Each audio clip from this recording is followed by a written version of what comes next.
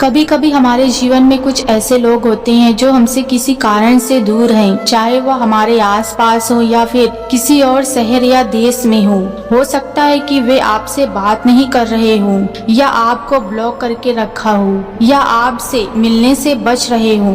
लेकिन अगर कोई व्यक्ति आपको याद कर रहा होता है तो मनोविज्ञान के अनुसार उसके कुछ संकेत मिलते हैं जिनसे आप आसानी से पहचान सकते हैं। तो इस वीडियो को अंत तक जरूर देखें। तो चलिए वीडियो में आगे बढ़ते हैं और जानते हैं सबसे पहले संकेत के बारे में। तो पहला संकेत है बार बार आपका मूड स्विंग होना।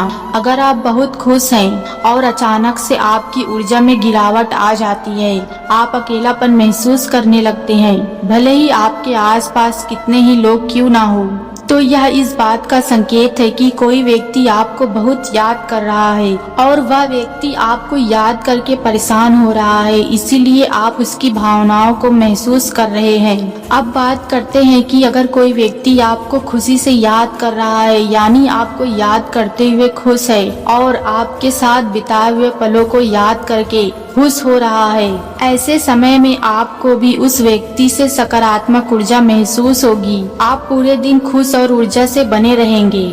ऐसा लगेगा जैसे दिन विशेष रूप से अच्छा हो रहा है। इसका मतलब है कि कोई व्यक्ति आपकी प्यारी यादों को संजो रहा है और आपको याद करके बहुत खुश हो रहा है। दूसरा संकेत है अगर एक ही व्यक्ति बार बार आपके सपनों में आता है। जब एक व्यक्ति आपको निरंतर याद करता है, उसकी सोच आपके सपनों की दुनिया में प्रवेश करती है। अगर आपको लगातार एक ही इंसान का सपना बार बार आ रहा है, तो यह संकेत है कि वह व्यक्ति आपको शिद्दत से याद कर रहा है। ऐसा हो सकता है कि वह व्यक्ति भी आपको उसी तरह याद कर रहा हो और इसी कारण से आप उसके सपनों में आ रहे हो।